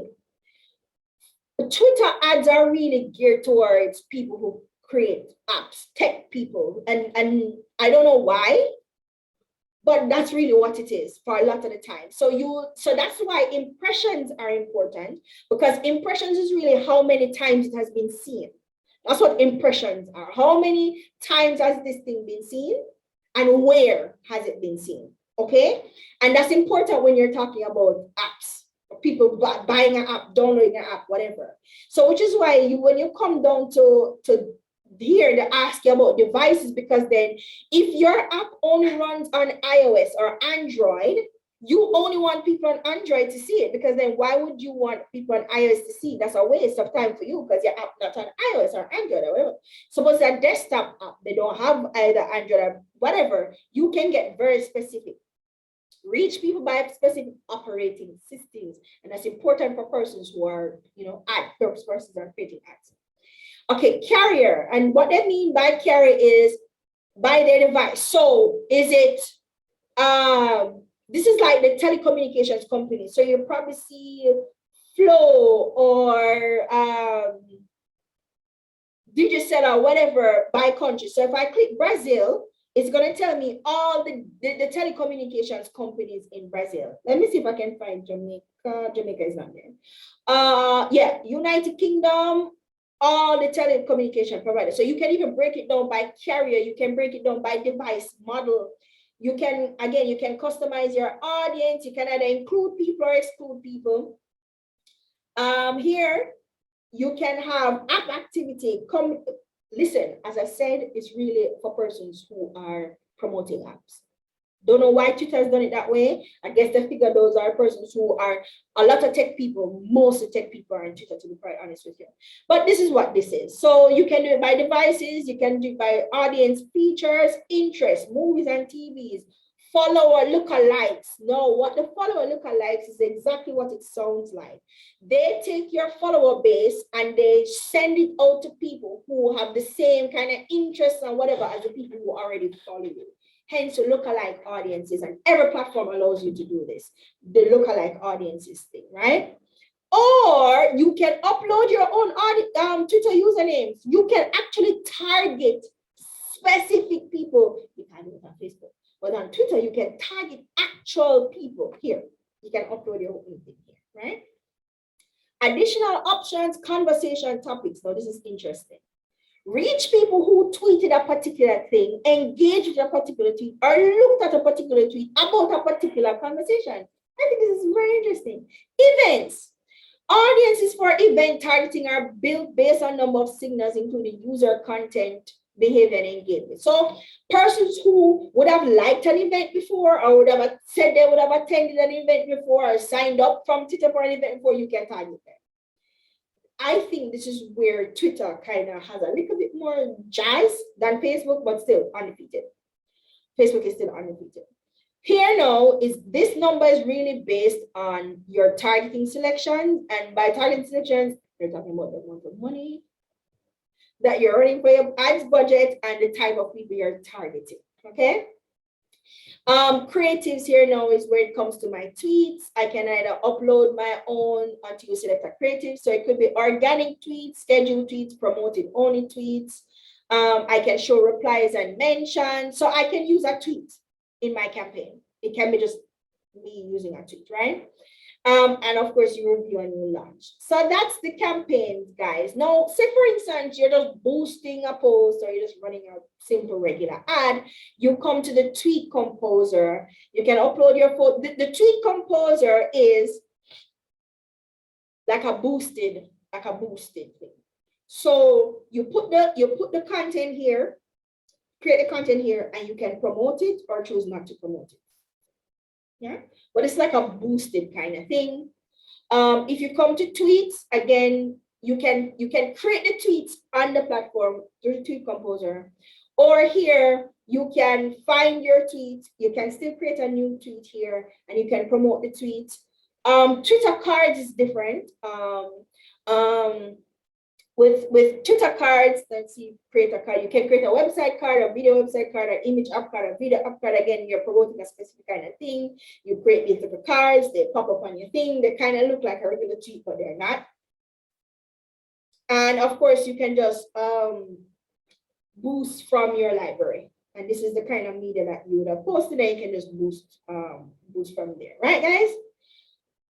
You can look at your analytics, your tweet activity. It gives you very detailed analytics about specific tweets over a particular amount of time, and you can tell them where you can export your data. And really, you notice all they're talking about is impressions, because that's the engagement type that Twitter is most interested in, and that's what they really give you. You can look at video activity if you posted any videos, and there are other tools like ads editor, audiences, where you can create your own audiences here. So you can pre-create an audience. So if you know that you are on Twitter to reach a very specific set of people, you can pre-create the audience. And you can do conversion tracking. So it tracks your conversion rate. So that's Twitter, guys. Any questions about Twitter, guys?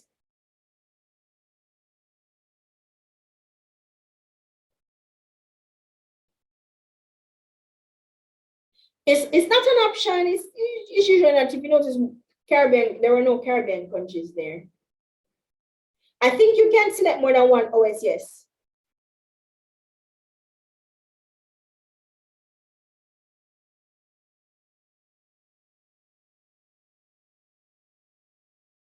Any questions about Twitter?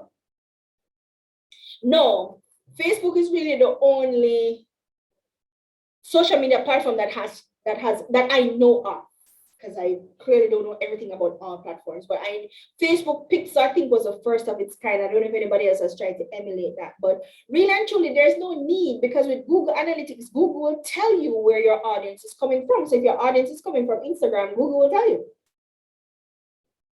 Similarly, if you use like a third-party link app, like a Linktree or something, Linktree will tell you if they click on a particular link. So if you have a website link in there, Linktree will tell you that how many people click on this link and go to your website. So it's not necessary to have. Really and truly, Facebook only creates that because Facebook is trying to get more information from you. It's about data for Facebook. Facebook is very data driven, but it's free. The Facebook Pixel is free. But they want your information. That's why they have it. They're trying to get your information. They're trying to get more information about you, because it's not enough for them to have information about you on Facebook. They want to get off Facebook information about you. They want to learn more about how people interact with you so they can have more data. That's really what that is. Any other questions about Twitter before we move on, guys?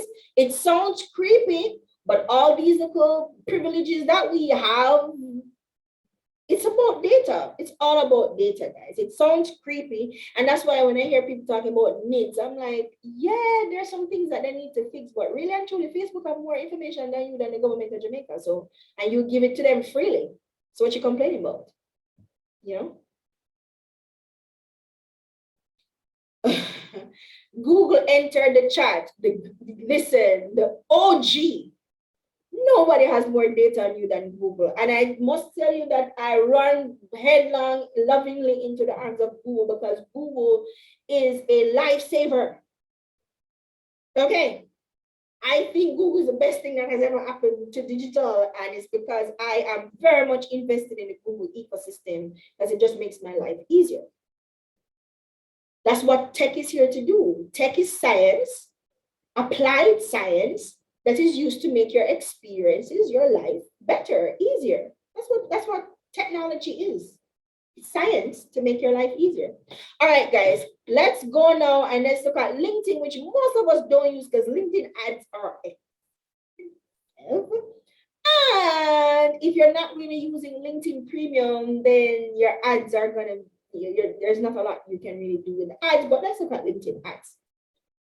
All right, guys, so for you to have LinkedIn ads, you are going to have to set up the page, right? So you can see your insights and stuff from here. But to get to ads, you click on advertise. You are going to have to set up your campaign manager. I only set this up yesterday to show you, so I could show you guys. And you tell them which account you want to add. I have like 4 accounts on LinkedIn, Digital Jamaica, my personal one, DDA. Yeah, 3 accounts. My account, who I want to, which platform, and then I can get into if I click create, no, that's create an ads account. If I click campaigns, I don't have any because I'm not creating any, and I have no ads because I've not created an ad. But if you want to, let's go back to campaign performance. Okay, so create, hold on.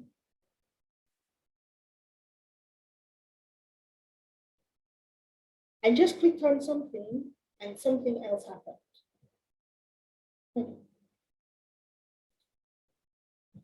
So pretty much what this is, it's telling me, it would give me the same information that you would see on Twitter about the types of ads and stuff that I run. But I think what the problem with this is that I don't have premium, and I'm not sure. New campaign group. Campaign. I'm not sure you can actually run a LinkedIn ad if you don't have LinkedIn Premium. I don't think you can.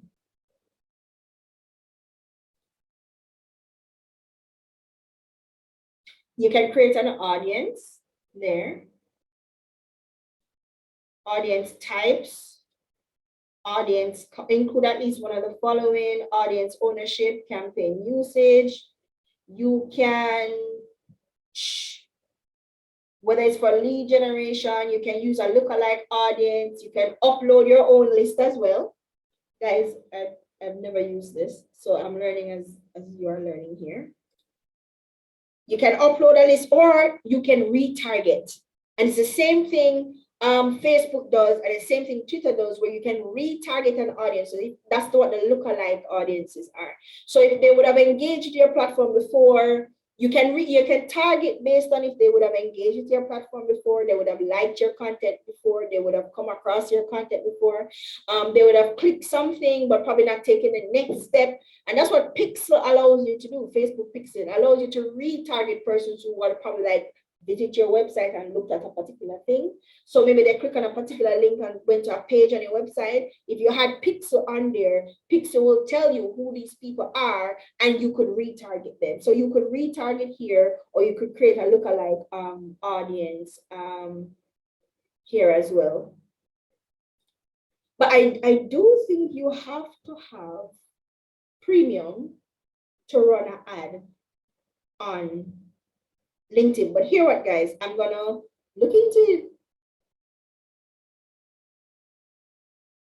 I'm going to look into it a little bit more, and then in the next class on Wednesday, I'm going to be able to tell you whether or not that's the case. Because if you notice, you're not seeing anything that says create an ad. Oh, my bad. Oh, here you go. Oh, it seems that you would have already had to create an audience in order to be able to create the campaign. New campaign. All right, let's see what happens next. Reach. You can now set, okay. What is your target audience? Again, location. You can exclude people. Who is your target audience? Lookalike, retargeting, third party. You can select from the audiences you would have created before. Audience attributes. You can target people who works with a particular company. All right. Demographics, education, member gender, member age. Okay, let's click on the company one.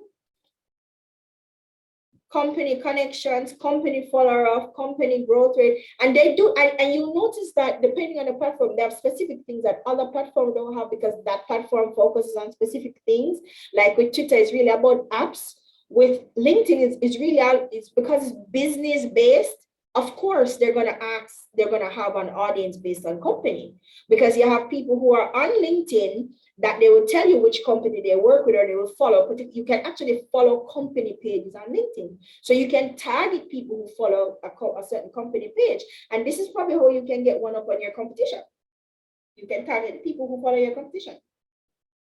Here's where the creatives comes in. So it can be a single image ad, carousel, video, text, spotlight ad, follower ad, conversion ad, event ad.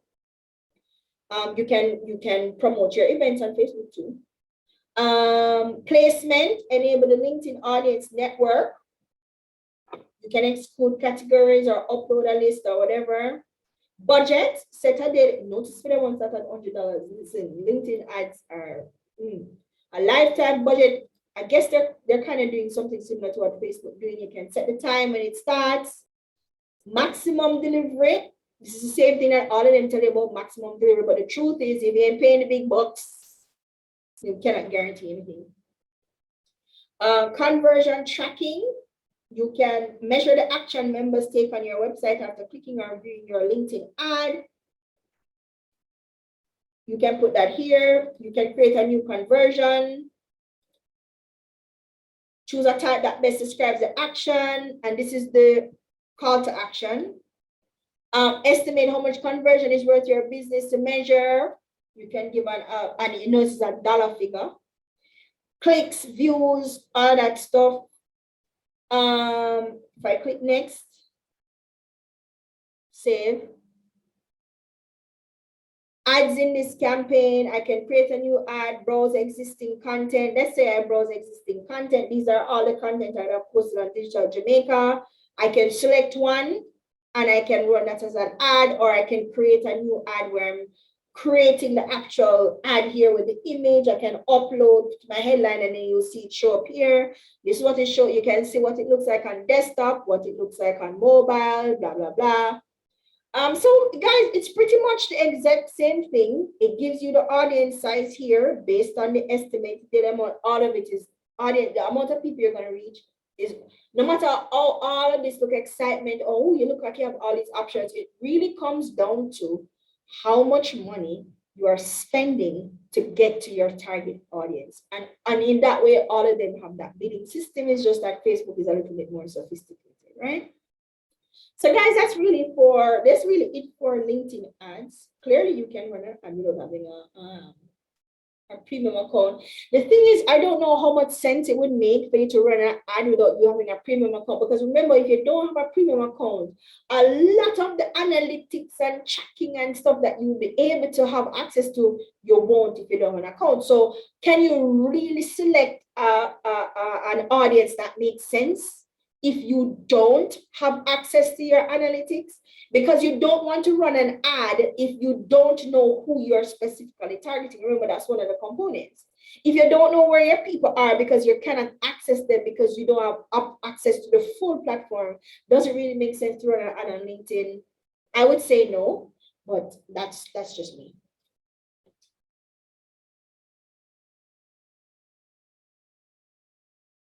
That's retargeting. Yes, Christine, there you go. Yes, I have a campaign manager account. I literally set it up yesterday. All right, guys, and it's now 12:03, but I want to show you the last one, and the last one is Instagram. And Instagram is pretty straightforward, because with Instagram, what you don't create ads on Instagram. You can really just boost an ad or a post or promote a post on Instagram. If you want to do an ad for Instagram, you're gonna have to do it to the Facebook business suite. But I can just quickly show you how to create an ad, how you would, is this it? I have a video here. No, that's not it. That's not it. Where's the video? Guys, in the meantime, if there are any questions while I find this video, here we go. Let me know.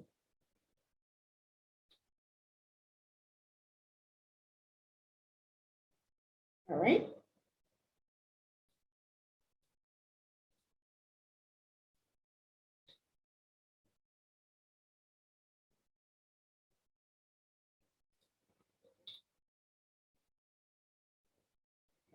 Any questions?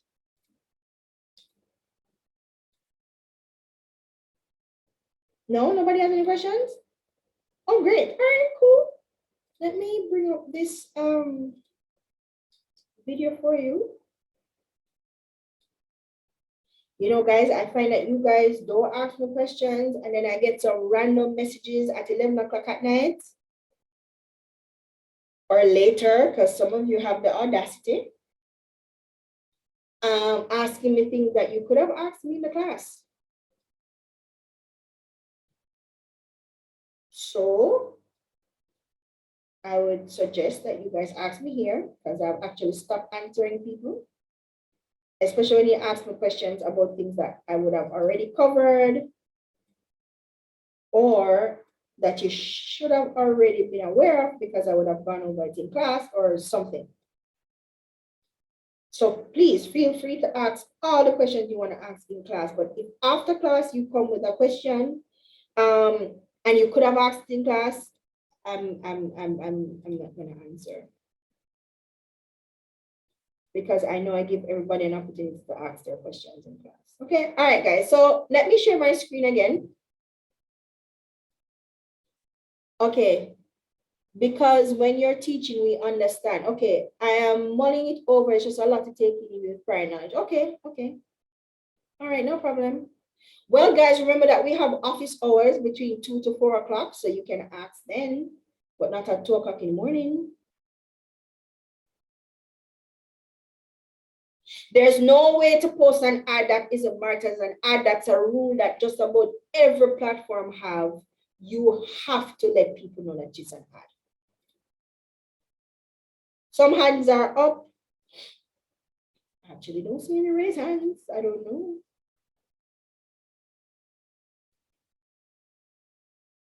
I'm not seeing raised hands, guys. But hold on. Let me show you the Instagram. Let me show you Instagram first. Let me share out my screen. Show you how to kind of boost the ad on Instagram. And then we can come back. We can finish it out. Then I'll take questions and I'll go into the tutorial. Okay, guys. Let's just wrap this one up. All right. So this is just a quick look at how the ads thing kind of works on Instagram. So here it is. So you go to, first of all, you have to have either a professional page, a creator page, or a business page on Instagram. You don't run ads if you just have a personal page on Instagram, okay? If you have a business page, I have a creator page, and you'll see where it says promotions. You click the promotions button. You can create a new promotion, but again, it's really on a post. You don't create new ads in Instagram. So it asks you to select a goal. All of them do. More profile visit, more website visits. Select your target audience. It could be automatic or an audience that you would have already chosen. Yeah. You can create your own audience if you choose to, and you can get the regional. Now notice, and it's the same thing in Facebook, you can put a regional location. So you can say Caribbean, or you can say Jamaica, but then you can get a little bit more specific and go to, I want to show you here, and go to local. There you go, here. So it can be Jamaica, or it can be local. You can say Kingston or Portmore, or St. Catherine, right? Age group, interests, gender. What else? The next thing is budget and duration. Based on the sliding scale, it will notice that when I slide the scale, it tells me if the audience estimated reach changes. Same thing. Review your promotion and you submit your promotion. This is one way of doing it. The other way you could have done it too, guys, is if you posted and then under every post, under post that you can promote, you see the button that says promote, and it carries it to the same screen, right? But guys, let's look at the benefits of social media advertising quickly. Increased awareness. We've already said that. Organic growth on social media platforms, especially on the bigger platforms, tend to be lower. And it's because in a way they're forcing you, especially as our business or brand, to pay them to promote your content. It's algorithmic. That's really what it is. Because if they wanted to do it without you having to pay, then they would. But then how would they make money? These platforms are expensive to build and maintain. And so this is how they make their money. So I don't demonize platforms for wanting people to pay for ads, but my problem is that they don't come outright and say it. They try to make it look like, oh, it's you, and Facebook or Instagram give you 500 tutorials about how you can boost it by organically. But then the persons who they're showing you that have done it successfully are all popular people with huge numbers of followers and blue ticks. So, okay. But really and truly, if you want to boost your organic growth, it's good for you to run social media ads every now and again, or have a ad schedule for your social media. You can refine your target group. You can do refined targeting, as I would have shown you guys on all platforms. And with the platform, and which is why earlier I said, one of the components is choosing the right platform. Because if you're a person who has created an app, you probably want to go on Twitter to go market that app, as opposed to maybe a LinkedIn or stuff. Because Twitter specifically have ad types for persons like that. So depending on the platform, and the platform knows the type of people that they have on the platform, they'll give you either more tools, less tools, or more unique tools to get to the right people. So choosing the right platform is knowing your target audience means you should already know what platform that they're going to be on, right? So it helps you to refine your target. You can do personalized placement. So you're not doing the outbound marketing where it's one big message and you try to push it to everybody. The girls who get it, get it. The girls who don't. That kind of thing. If you're on TikTok, you know what I'm talking about, right? You can be more personal, because if I'm targeting Marcia, who works for a telecommunications company, who has 2 children and who has a difficulty now with online schooling because at a particular time they flow decided them on a drop, and I have a solution specifically for that. And this is the kind of person I'm targeting, because she's probably working from home and have to monitor her children online while they're doing online class. And then the 2 of them are trying to use the internet, and the internet is going to slow up and all these problems, and I have a specific solution for that. I have a personalized message that I can give to Marcia, and I can say, are you having problems? Are you noticing that at a particular time of the day, the internet dips? And, is it a problem for your children who are doing online schooling, and then you are going to have to be running some systems at home using the same kind of internet? Well, here what? If Flow has a new bundle for you. If you give me $2,000 more each month, you can get a bigger bandwidth or whatever, right? I'm specifically talking to you now, because if you don't have that problem, that message not going to resonate with you. But if you're Marcia will go, okay, let me try this because may I have this problem. If you don't have the problem, the solution won't resonate, right? So you can get a lot more personalized. You can get more qualified leads. And when we say qualified leads because they're coming to you. They're voluntarily signing up, clicking, learning more, they're voluntarily doing that, right? And that's what we mean by qualified leads. Now, if I'm personalizing my message to you and I'm targeting you, and you're aware of what I do, and this solution resonates with you because it's a problem you have, you're going to want to sign up for this, whatever the thing is, or you're going to want to learn more about the thing, right? And that makes you a qualified lead. So now you're no longer a cold lead. With refined audience targeting, I'm targeting leads that are already warm, not necessarily hot, but warm, even if it's lukewarm, warm, not cold, right? Higher conversion rates because I'm targeting people who are already interested in what I'm saying or would be interested, or a higher interest level. So that means it's going to be easier for me to convert them because they're already further down in the funnel. They're probably at the decision-making stage of the funnel, or they've been circling my brand for a while, trying to make a decision about if they want to purchase this thing or not. Do I have the budget for it? Blah, blah, blah. And now they're ready to buy, and boom, here I am. Faster growth, because organic growth on social media is cute, it's nice, it works. If you want to grow slower. With Digital Jamaica, I opted to go the organic growth route. And with the organic growth route, it's a slower growth rate, but a more steady growth rate. And it's about community, because I do what I call community marketing, and I'll explain when I do that, right? So let's look at, when should you run SM ads? And this is the last one, guys, and then we're going to go into the tutorial. When should you be running social media ads? Well, because organic reach is harder to come by and competition grows, and as competition grows in the social media space, paid ads are often the best way to ensure that you're reaching your audience. And this is according to Sprout Social, right?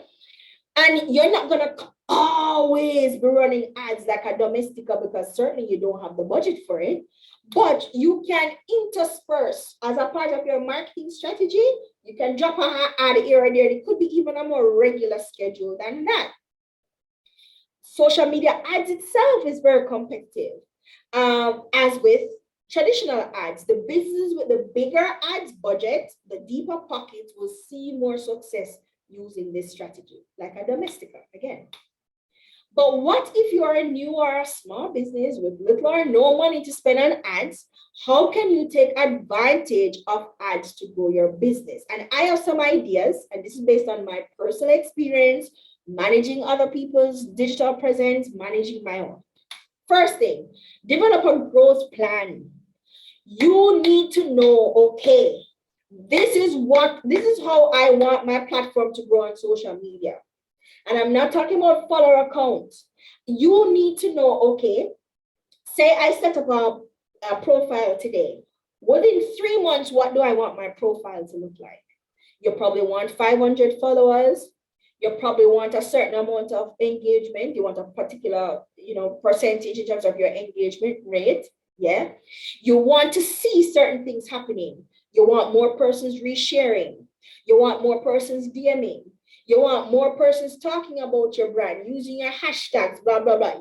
You have to develop a growth plan.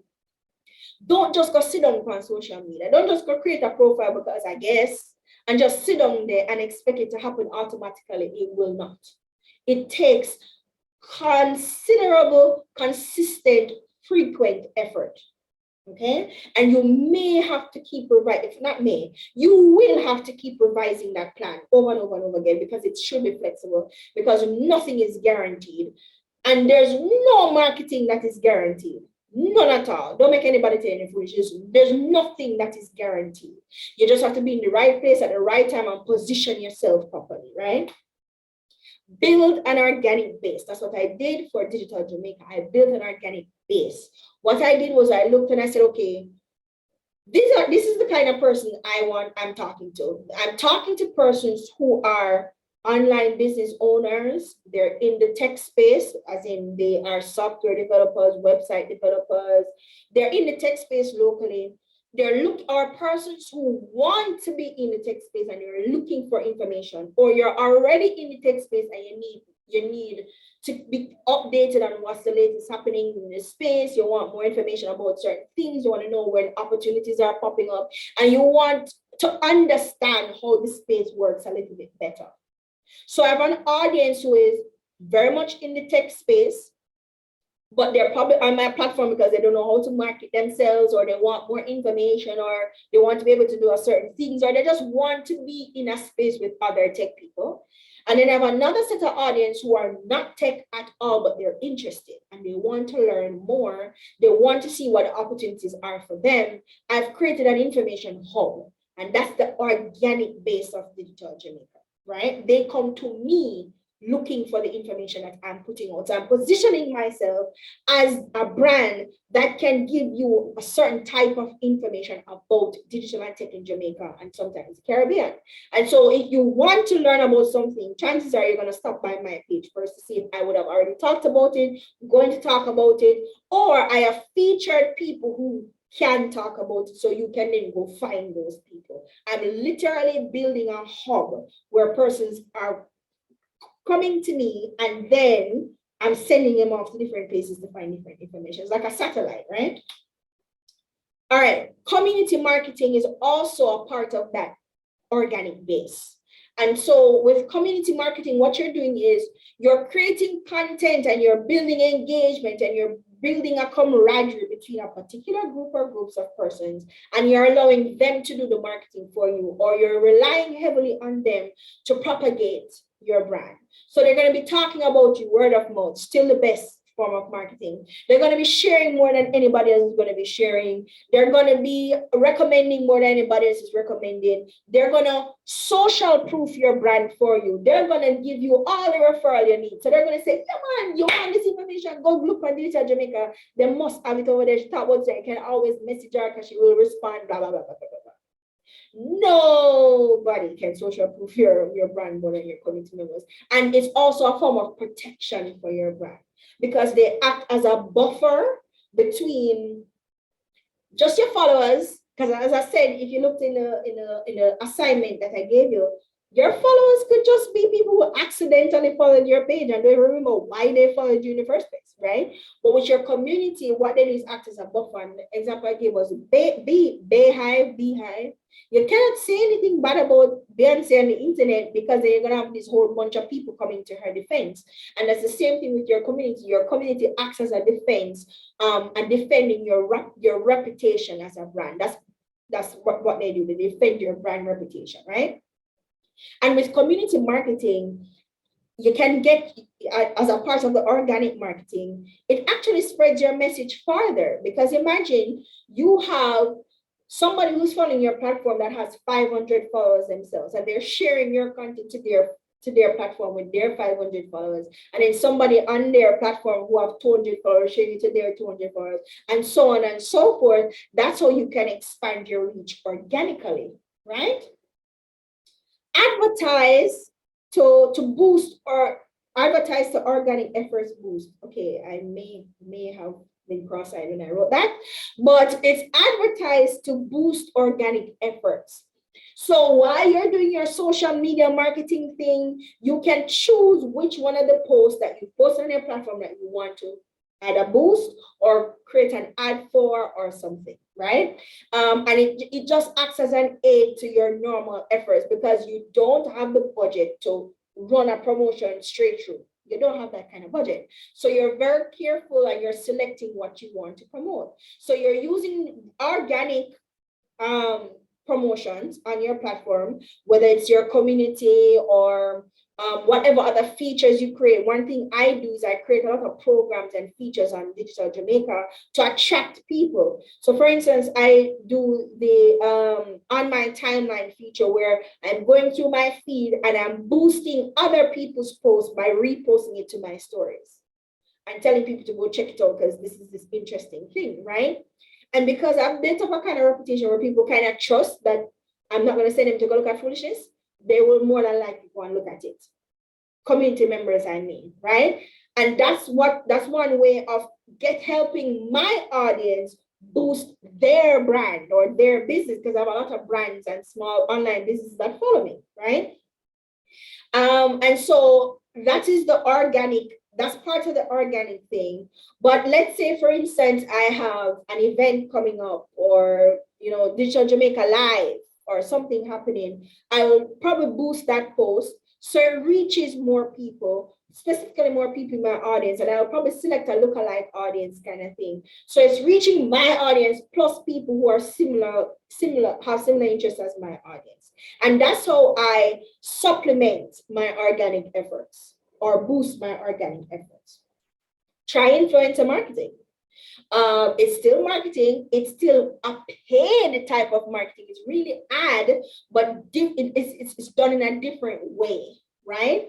And now I call that people marketing, where I'm using another person to market my products. And so it's less sales in one.